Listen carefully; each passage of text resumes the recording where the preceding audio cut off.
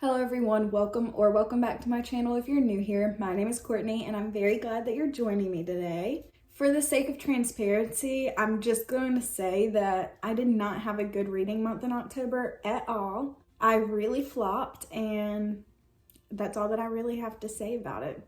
It kind of got me down, I'm not gonna lie. It just really sucks when you're in a slump, especially because I was expecting October to be such a good reading month for me, and I just really was anticipating the month, and then for it to be a flop, it kind of hurt my feelings. Today is October 28th, so the month is almost over, and honestly, I'm just ready for it to be over, which is why today we're going to do my November TBR. I'm ready for a fresh start, and I decided that today we would do the TBR jar chooses my TBR. This is not a jar, it's a mug, but this is a really cute mug.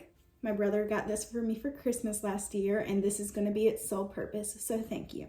I have, I think, maybe 20 or so prompts. I think that I'm gonna choose 6 to 7. I really want to keep it realistic. I think that that's what the problem was for me in October, is that I had such high expectations. And sometimes when you set such high expectations for yourself, it kind of sets you up to fail. So we're gonna keep it simple. We'll do maybe 6 books because I'm still gonna be reading other things in between. And my bookcases aren't in here, so we're going to choose the prompts and then I'll go choose the books that I'm gonna do and then come back and talk about them with you all. I'm kind of excited. I literally just wrote these prompts, but it's like I've already forgotten what they were. Okay, let's choose our first prompt for November. Oh my goodness. Okay.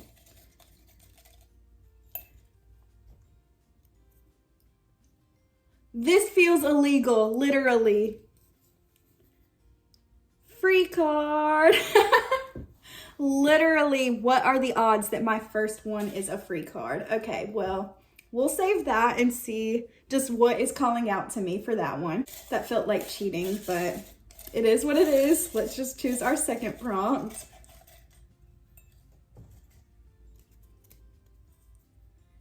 A book that you have checked out from the library. This is actually a really good one because I'm so guilty of checking books out and keeping them for a really long time. I think that I have 3 or 4 books checked out from the library right now, so that one's exciting, kind of. Okay, this is actually kind of really fun. It really doesn't take much to entertain me. Third prompt. A book that you think will be 5 stars. Okay. I definitely have a few in mind. So that's 3 prompts. Let's see our 4th. A book that has a movie or TV adaptation. I really don't know if I have that many books with this prompt or that would match this prompt. But this would be really nice because I haven't had any shows to watch. So if I choose a book that has a show based off of it, maybe I'll feel like inclined to watch it. This is like a double one for me, okay? Maybe I will do 7, just because this is... Okay. A classic. Wow. I know, that's how I feel too, girl. Hey, we can get down with this one, I guess. I did buy like 4 classic books maybe 6 months ago at this point, just because I thought that the covers were cute, but maybe I should actually read them. So that's 5. Yeah, I'm definitely gonna do 7 because I want to choose 2 more. Okay, I shook this up before the video, but let's shake it up again. It's just kind of hard, I feel like, to shake them up. Like, they're not moving around. They're kind of like all wrapped around one another. So for our 6th prompt, a book with a person on the cover. Okay, I think that I have a few for that. I usually like more pretty covers, not to say that books with people on the front aren't pretty, but I might have to be like cartoon people. I don't think I have any books with actual people on the front. I'm kind of excited to go pick the books now. Okay, let's choose our 7th and final prompt. I'm nervous. Let's try to get really in there.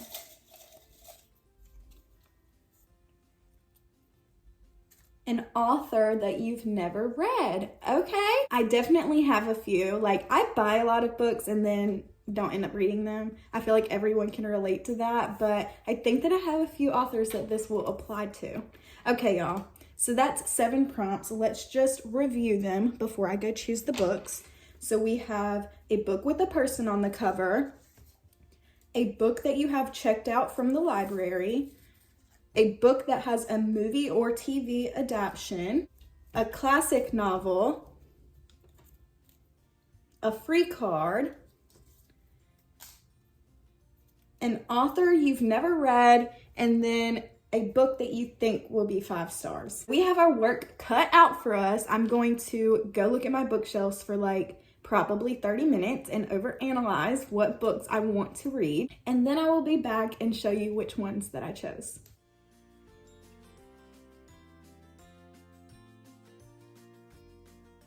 Alrighty, I have returned.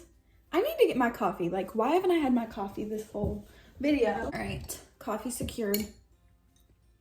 Anyways, it actually didn't take me as long as I was expecting it to pick out the books. Obviously, I had some eager intentions with some of these books. So for a classic book for our TBR, this is the book that I was talking about that I read in high school. If you were like me, you hated to read like assigned books in school. I don't know what it was, but like if a teacher was assigning me a book, I just assumed I would hate it. But this book we read in my senior English class, and I don't know what it was about it, but I actually read it. Like if my friends were trying to talk to me in class, I was like, shut up, I'm reading my book. From what I remember about Jane Eyre, we have Jane and we follow her life from being an orphan girl up until she's like a strong, independent woman out on her own. She has like a lot of problems and traumatic experiences throughout her childhood. She was an orphan and she goes to live with her extended family, and even then she's not necessarily welcome. If I'm remembering correctly, the book is a lot of Jane discovering herself and like her place in the world. I just really remember eating this book up. I'm kind of scared. Maybe I'll buy it on my Kindle because this is, like I said, a special edition, and it's like that really hard paperback. And it's also kind of thick. How many pages is this? So this is like a little over 500 pages. So maybe I will buy it on my Kindle, honestly, if I go to read this, because I'm not trying to crack the spine. Usually I don't care, but it's just a small book and I'm not trying to do that. So, okay, so our next book is a book with a person on the cover. And this was kind of hard because I don't have that many books with people on the cover, but I did end up choosing My Dark Vanessa by Kate Elizabeth Russell. This kind of has like a person, it's her face. This book is probably going to be a little bit heavier than the other ones that I've chosen just because of like the subject area. This book follows Vanessa's life in the past and in the present, so we're jumping from the years 2000 and the year 2017.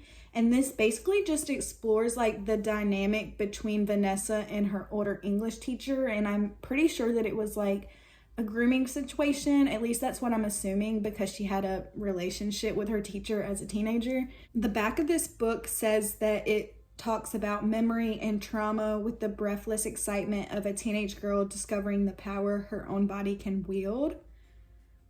Says that it's thought-provoking and impossible to put down, and I am excited to read this. Flipping through it though, these words are kind of like tiny. I don't know how I feel about this, but we'll see. So our next prompt was a book that you currently have checked out from the library, and I had, I think, 3 books that were checked out from the library, and of all of those, I decided to choose One Dark Window. This is by Rachel Gillig. I know that people have read this book, but when I saw it in the library, no one was talking about it yet. I've just had it checked out for a while. But I did just watch a reading vlog where the girl read this book, and it made it seem like, it made it a lot more make sense. It made it make a lot more sense to me, the way that she described it. Essentially, from what I gathered about this book, the main character has this like other person in her subconscious basically, and she calls him the Nightmare. I feel like this is going to be one of those that you kind of have to read to really understand what it's about. And I really haven't seen that many people read this. I've seen them pick it up like to read, but I haven't seen a lot of people actually talk about it. But I have had this checked out from the library for a while, so I do want to go ahead and read it so that I can return it and give someone else a chance. I don't want to be too greedy, you know. Our next prompt was a book that has a TV or movie adaptation, and I only had one book that I could choose for this, and that is Daisy Jones and the Six by Taylor Jenkins Reid. I've owned this book for quite a while, and I can't give a solid reason why I haven't read it yet, other than the fact that I've flipped through it and it's like, the way that it's written, it's not like an actual story. And I think that I've heard people say that this is more like an interview, or it's written like an interview, so that's probably what I'm seeing, but that's just like put me off every time that I picked it up. So in this book, you have Daisy, who is a coming-of-age girl in the late 60s in LA. She's like going around LA, sleeping with rock stars, sneaking into clubs, just living the life, you know? And then you also have Billy, who is the lead of a band called The Six. And somehow they get like recognized and put together by a producer. So you have Daisy Jones and The Six. And from what I'm gathering, this book just is about kind of like an interview of the band. I'm thinking that it's going to cover before, during, and after of the band and all of that stuff and their relationships. The back says that it's written as if it was the oral history of like one of the biggest bands of the 70s. Why is this giving the Beatles? Was the Beatles the 70s? Let me not. Hold on. It's shameful that I'm even looking this up. Okay, they were formed in the 60s. But in my head, I'm kind of envisioning like, because they were so popular. And I think that this would be really interesting as a show as well. So I know that the show has performed well. I've heard a lot of people talk about it. And I also hear a lot of people talk about this book. So we have high expectations for this one. And it's not that long really when you think about it. And I bet when you're reading it like this interview, it goes super fast. Our next book that we're going to talk about is our free card. That is Hotel Magnific by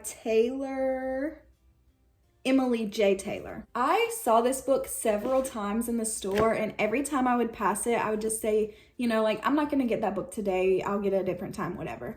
And I guess that time eventually rolled around, and I got tired of putting it off, and I just decided to go ahead and buy it. Honestly, sold on the cover. This is a really pretty cover. You cannot say that it is not. And the back still matches the vibe, because something that, like, kind of makes me mad is when the back of the book is just like completely plain when the cover was giving so much. So I really appreciate this.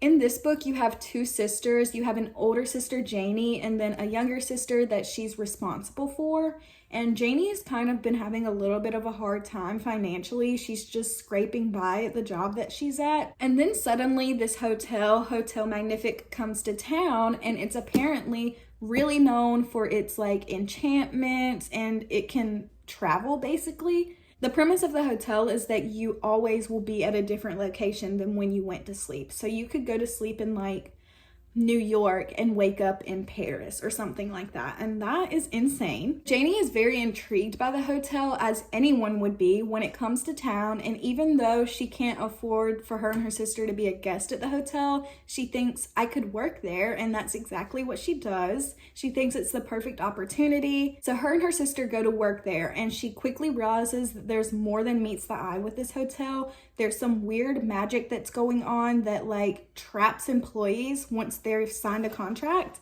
And so she wants to know why that is so that her and her sister can dip out of there. That's basically what the book's about. You're just kind of following Janie as she tries to unveil the secrets of this hotel. And I think that all of that sounds very interesting and fun. And I also think that it'll be cute to be holding this because it's such a pretty cover. So that's exciting. Our next prompt was a book by an author that you've never read before, and that author is going to be Jessa Hastings, and I am going to be reading Magnolia Parks. I feel like everyone knows Magnolia Parks. Everyone on BookTube talks about this book and this series just in general, so I feel a little bit late, but better now than never. In this book, you have Magnolia, who's like a London socialite, and basically the whole book follows her toxic relationship with this guy named BJ. I really think that's it. Like, I think that you could describe this book as Magnolia Park's toxic relationship with BJ Valentine, just from what I've gathered, okay? And don't get me wrong, because I do love toxic relationships when written in books. Don't want to ever experience one myself again, but I do love reading them in books. It's just something about like a toxic relationship in the book where it almost has that same feeling as with a thriller when you're like, ooh, what's gonna happen? Like, I need to know what's gonna happen. It keeps you on the edge of your seat and gives you some freaking whiplash, that's for sure, but they always keep you entertained. Also heard people describe the relationship in this book as like Chuck and Blair, and Chuck and Blair are my Roman Empire, so I know that I'm gonna love this book. It's just been a matter of reading it, which is why we're gonna go ahead and put it on the TBR now before it gets lost again. Okay, and the last and final prompt that we have for this video, I saved this one for last, and that is a book that you think will be a 5 stars. I was waiting for this one. I was really hoping I would get this, and honestly, even if I didn't get this prompt and put this book on the TBR, I definitely am reading it in November, and that book is The Prison Healer by Lynette Nani. I immediately bought this trilogy when I saw Sarah Crowley love it so much. You just have those certain people where if they really love a series like Heyyyy, I will go buy it right now, and that's exactly what I did. For this one, I'm going to just quickly read the back because I feel like I need to for you to really understand what it's about. Like I said, I haven't read this book yet, so don't bully me if I butcher any names. You know that it's hard to pronounce fantasy names. 17-year-old Kaiva Meridon has spent the last 10 years fighting for survival in the notorious death prison Zalandov, working as the prison healer. When the rebel queen is captured, Kaiva is challenged with keeping the terminally ill woman alive long enough for her to undergo the trial by ordeal, a series of elemental challenges against the torments of air, fire, water, and earth, assigned to only the most dangerous of criminals. Then a coded message from Kaiva's family arrives containing a single order: don't let her die. We are coming. Aware that the trials will kill the sickly queen, Kaiva risks her own life and volunteers in her place. If she succeeds, both she and the queen will be granted their freedom, but no one has ever survived. With an incurable plague sweeping Zalandov, a mysterious new inmate fighting for Kaiva's heart, and a prison rebellion brewing, Kaiva can't escape the terrible feeling that her trials have only just begun. Need I read more? I do plan on doing a reading vlog of this series. I just really do think that I'm going to love the entire thing, and I always love a trilogy. I think that 3 is the perfect amount of books for a series. I kind of get overwhelmed when there's like 5 or more books in a series. Like, it just seems daunting. So a little trilogy is exactly what I need, and I've been wanting to read a lot more fantasy, and this one just sounds very good to me. I think that I'm gonna do the reading vlog the second week of November, and it'll probably come out mid-November, so be on the lookout for that. That is all that I have for today. I hope that y'all really enjoyed. I know that I did like choosing the prompts out of this little jar. It was a super cute way to make the TBR, and it just made me excited. So I hope that y'all enjoyed watching as much as I enjoyed choosing. If you've read any of the books that I have in this video, please comment below what your favorite one was, or if there's anything you think that I should know to better understand any of these books before I start reading them,